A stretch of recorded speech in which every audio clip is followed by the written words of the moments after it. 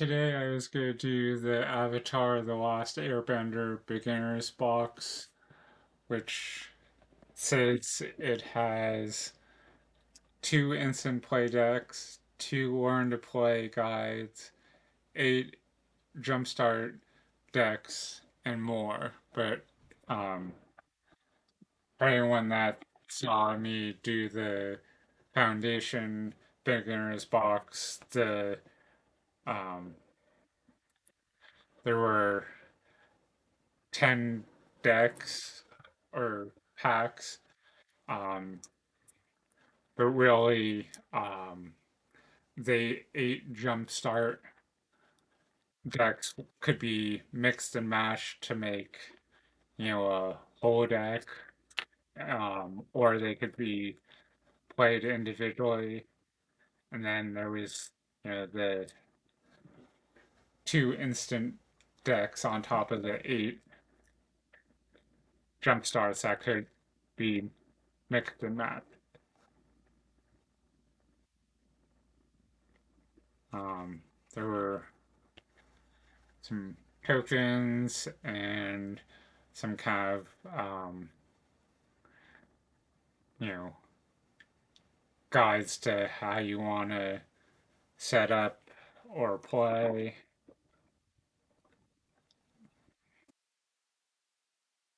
And then the rules reference,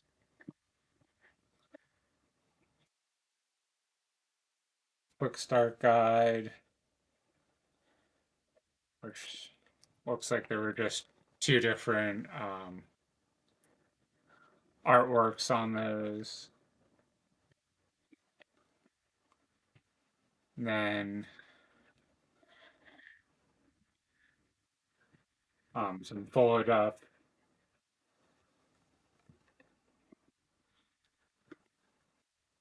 playmats so you can kind of know where your library goes, where your graveyard goes,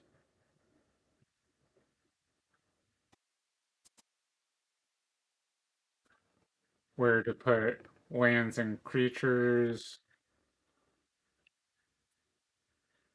and then um, where to put your life totals.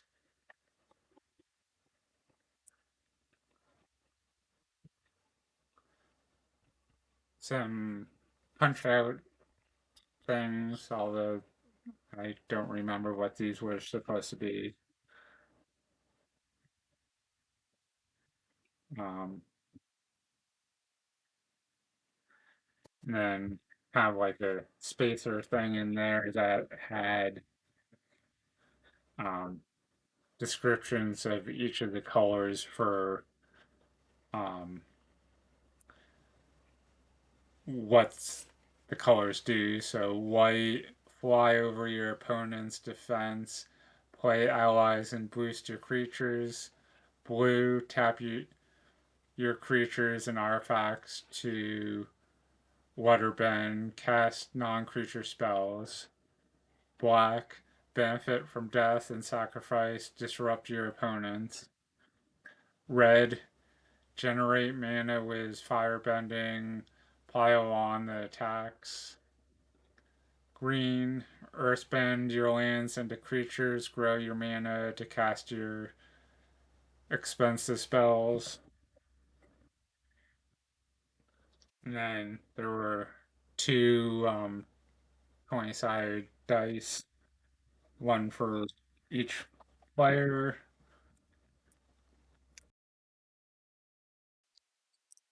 So where there's two packets, but there's supposed to be eight jumpstarts decks and two instant jumpstart decks. I think there's gonna be or two instant decks in addition to the jumpstart deck. I think there's four jumpstart plus one instant decks in each of these.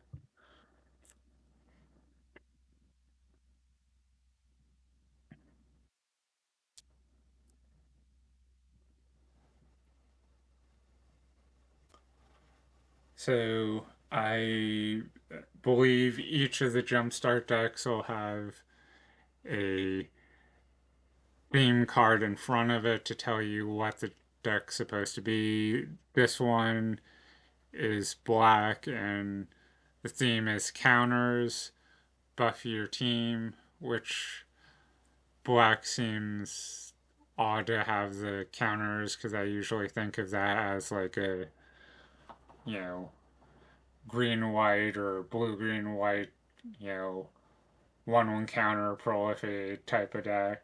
Um, I think of black partially doing -1/-1 counters, but I guess we'll see as we go through this black counter deck. First off, we have Gillicorn, which is a 1/1 creature, a wizard for a swamp, has Death Touch, and the reminder text is any amount of damage that this deals to a creature is enough to destroy it. Elephant Rat. It's a 1/3 creature, an elephant rat for 1 in a swamp. Has Menace. The reminder text says this creature can't be blocked except for by 2 or more creatures, given where it only attacks for 1 unless you're buffing it. Seems kind of silly to give a, 1/3 menace. Longfing Grand Separatist. It's a 2/3 legendary creature, a human advisor. It has split pipe, so it's 1 and then either a swamp or a forest, and then another swamp or a forest for a total converted mana cost to 3. Um, Given this is a mono black deck, so you presumably would be paying 1 and 2 swamps. Whenever another creature you control or a land you control is put into a graveyard from the battlefield, put a 1/1 counter on target creature you control. So that's the first thing that has a deals with counters. Daylight Intrasistanter. I'm probably pronouncing that wrong. It's a sorcery lesson for 1 in a swamp. Choose one. Target opponent reveals their hand. You choose a non-land permanent card from it. That player discards it. Earthbend 2. The reminder text says target land you control becomes a 0/0 creature with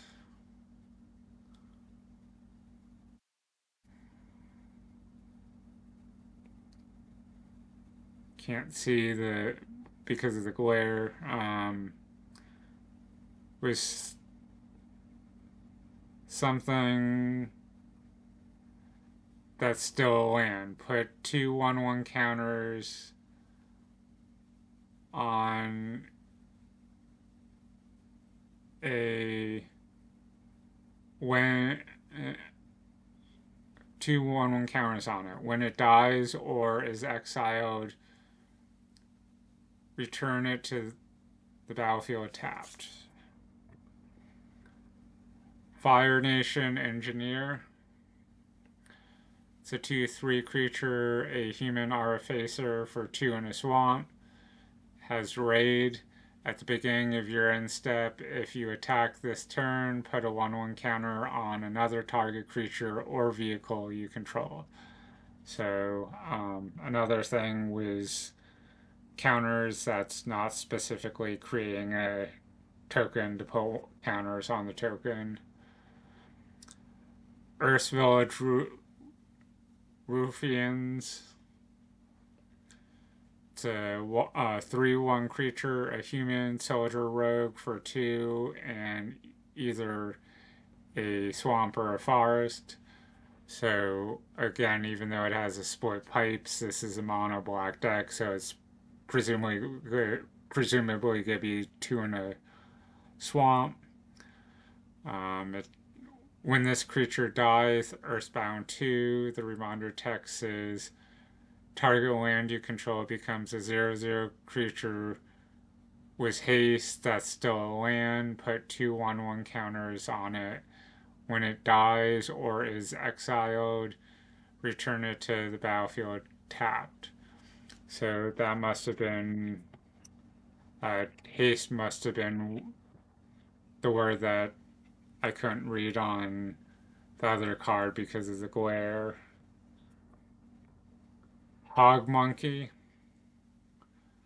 It's a 3/2 creature, a boar monkey for 2 in a swamp. At the beginning of combat on your turn, target creature you control with a 1/1 counter on it gains menace until end of turn.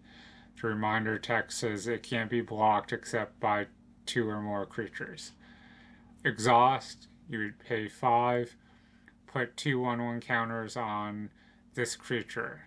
The reminder text says activate each exhaust ability only once.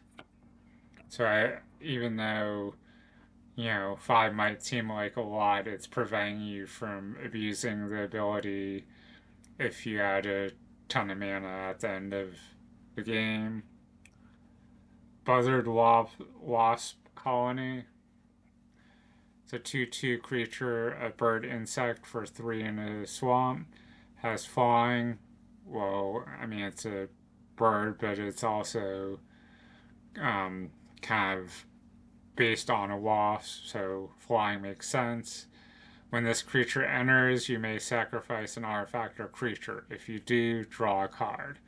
Whenever another creature you control dies, if it has counters on it, put its counters on this creature.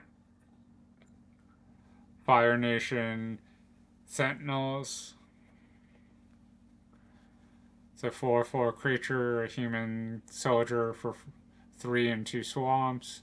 Whenever a non-token creature an opponent control dies, put a 1/1 counter on each creature you control. So, I mean, that's pretty strong. Not only, it's not just putting counters on one creature, but it's putting counters on every creature you control. Given you have to, have one of your opponent's creatures die to buff your guys, but still, you attack or block dependent on the power level of your creatures versus your opponents to kill one of your guys and then buff your guys. The more you attack, the stronger your guys get. The stronger they get, the more likely they are to kill your opponent's creatures, so it becomes a snowballing effect, if you will. A zoo always lies. It's an instant lesson for 1 in a swamp. Choose one or both. That seems kind of peculiar that you would say one or both. I think they'd almost want to say you may choose both, but I guess wording's everything, and one or both makes more sense somehow. Target creature gets -1/-1 until end of turn, and or put a 1/1 counter on target creature. Feed the Swarm. It's a sorcery for 1 in a swamp. Destroy target creature or enchantment an opponent controls. You lose life equal to that permanent's mana value. So it's a removal spell that punishes you for using it because you're losing life equal to the mana value. Oz's Cruelty. It's a sorcery lesson for 2 in a swamp. Oz's Cruelty deals 2 damage to target player. That player discards 2 cards. So, I mean, not only are you causing loss of life, but you're, forcing your opponent to lose 2 life. So, 2 for the price of 1. Thriving More. It's a land This land enters tapped. As it enters, choose a color other than black. And then it taps to add black or 1 mana of the chosen color. Where you had a couple of things that had the split pipes, you could use this for green to do um, tap for green towards those pipes, even though it's a mono black deck and you'd likely have black mana before you got this to be able to play those split pipe things. And then we get to the basic land. So there is 7 swamps. Now, if I remember correctly from the when I did the foundation beginner's box, each of the jumpstart had a land that was like this, that was like it taps for one color or the color of your choice as this enters. Um, in the near future, I'll go over some more of these jumpstart decks. The next time I will start with attacking, which is a black deck that find ways to always attack. So hopefully you found some value in this and keep checking back. Thanks and have a good day.